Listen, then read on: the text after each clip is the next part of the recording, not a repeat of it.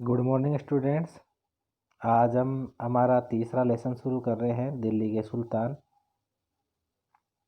हमने अध्याय 2 में देखा है कि कावेरी डेल्टा के क्षेत्र जैसे क्षेत्र बड़े राज्यों के केंद्र बन गए।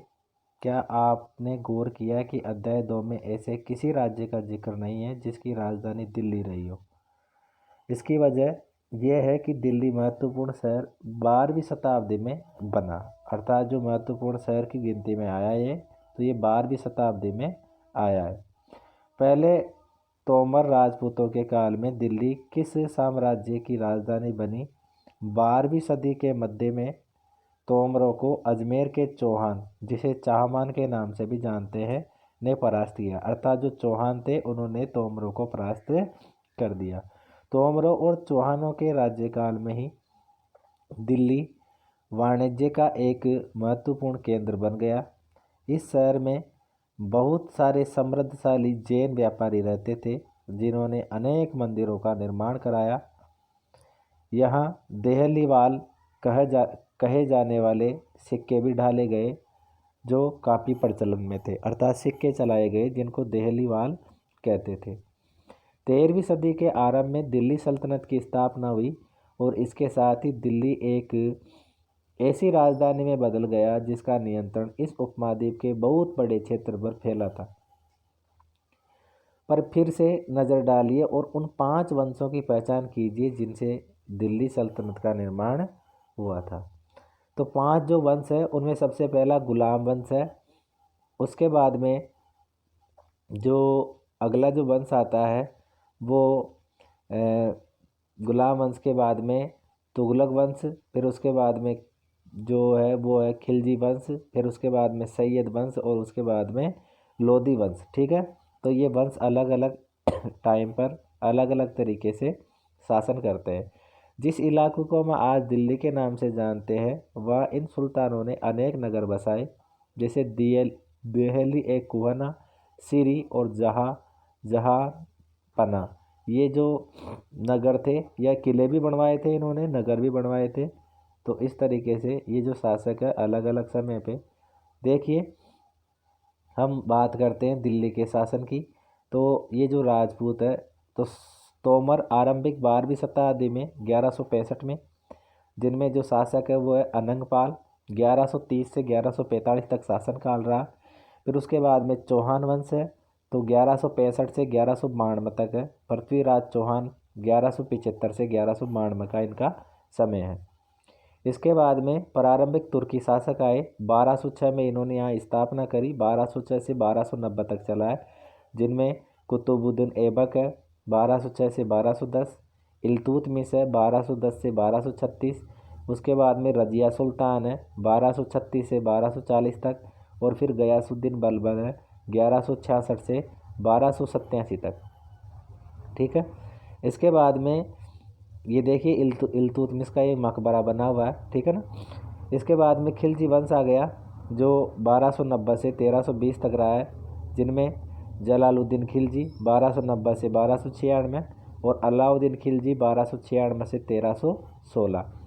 इसके बाद में तुगलक वंश की स्थापना हुई जो 1320 से 1414 तक चला है, जिनमें जो प्रमुख शासन करता है वो है गयासुद्दीन तुगलक 1320 से 1324 तक, मोहम्मद तुगलक 1324 से 1351 तक, और फिरोज शाह तुगलक है 1351 से 1388 तक। इसके बाद में नया राजवंश आया सैयद वंश। सैयद वंश की स्थापना खिज्र खां ने की है 1414 में, और ये जो वंश है 1451 तक चला है। ठीक है, खिज्र खां का समय है 1414 से 1421 तक। और जो लास्ट वंश है इसका सल्तनत काल का वो लोधी वंश है। 1451 में इसकी स्थापना हुई है, बहलोल लोधी ने स्थापना की थी। 1451 से 1489 तक इनका टाइम है जिन्होंने शासन किया है। अब इसके बाद में हम पढ़ेंगे इन सब के बारे में, दिल्ली के सुल्तानों के बारे में जानकारी कैसे और कहाँ से हमको मिलती है। हालांकि अभिलेख, सिक्कों और स्थापत्य अर्थात भवन निर्माण कला के माध्यम से काफ़ी सूचना मिलती है।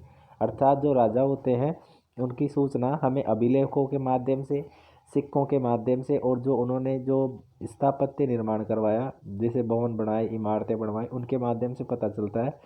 मगर और भी महत्वपूर्ण वे इतिहास, तारीख तवारीख है जो सुल्तानों के शासनकाल में प्रशासन की भाषा फारसी में लिखे गए, अर्थात फारसी में कई ग्रंथ लिखे गए, उनके माध्यम से ये पता चलता है।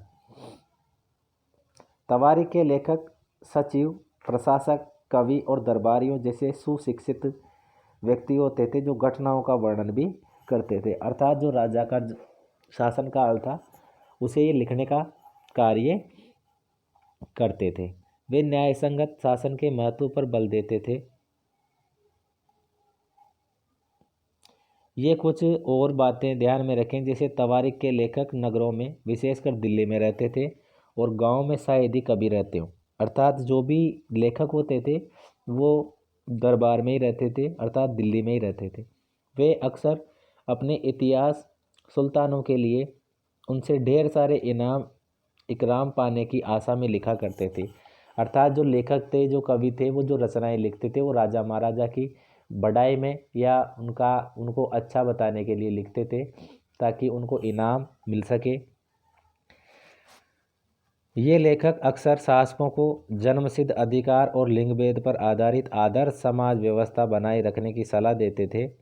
उनके विचारों से सारे लोग सहमत नहीं होते थे, अर्थात जो लेखक थे उनके विचारों से सभी सहमत नहीं होते थे। 1236 में सुल्तान इल्तुतमिश की बेटी रजिया सिंहासन पर बैठी। एक महत्वपूर्ण शासक हुई है रजिया सुल्तान के नाम से, जो इल्तुतमिश की बेटी थी। उस युग के इतिहासकार मिनाज ए सिराज, एक इतिहासकार जिसका नाम है मिनाज ए सिराज, ने स्वीकार किया है कि वह अपने सभी भाइयों से अधिक योग्य और सक्षम थी, लेकिन फिर भी वह एक रानी को शासक के रूप में मान्यता नहीं दे पा रहा था। दरबारी जन भी उसके स्वतंत्र रूप से शासन करने की कोशिशों से प्रसन्न नहीं थे। सन 1240 में उसे सिंहासन से हटा दिया गया। 1236 में रजिया को सुल्तान बनाया गया, लेकिन 1240 में उसको हटा दिया गया। रजिया के बारे में जो मिनाज सिराज है वो क्या लिखते हैं, तो मिनाज ए सिराज का सोचना था कि ईश्वर ने जो आदर्श समाज व्यवस्था बनाई है उसके अनुसार स्त्रियों को पुरुषों के अधीन होना चाहिए और रानी का शासन इस व्यवस्था के विरुद्ध जाता था। इसलिए वह पूछता है कि खुदा की रचना के खाते में उसका ब्यौरा चौकी मर्दों की सूची में नहीं आता, इसलिए इतनी शानदार खूबियों से भी उसे आखिर हासिल क्या हुआ। रजिया ने अपने अभिलेखों और सिक्कों पर अंकित करवाया कि वह सुल्तान इल्तुतमिश की बेटी थी। आधुनिक आंध्र प्रदेश के वारंगल क्षेत्र में किसी समय काकतीय वंश का राज्य था। उस वंश की रानी रुद्रम्मा देवी 1262 से 1289 के व्यवहार से रजिया का व्यवहार बिल्कुल विपरीत था। रुद्रम्मा देवी ने अपने अभिलेखों में अपना नाम पुरुषों जैसे लिखवाकर अपने को पुरुष होने का भ्रम पैदा कर दिया था। एक और महिला शासक थी कश्मीर की रानी दिद्दा, 980 से 1003। उनका नाम दीदी यानी कि बड़ी बहन से निकला था। जाहिर है प्रजा ने अपनी प्रिय रानी को ये स्नेह भरा संबोधन दिया हुआ।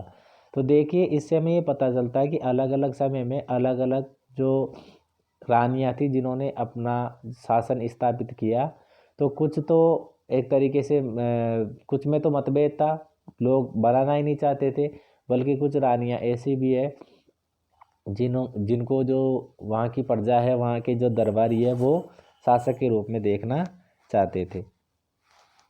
दिल्ली सल्तनत का विस्तार गैरीसन शहर से साम्राज्य तक, अर्थात जो दिल्ली सल्तनत का विस्तार है वो किस तरीके से हुआ है, तो ये हम कल की क्लास में पढ़ेंगे।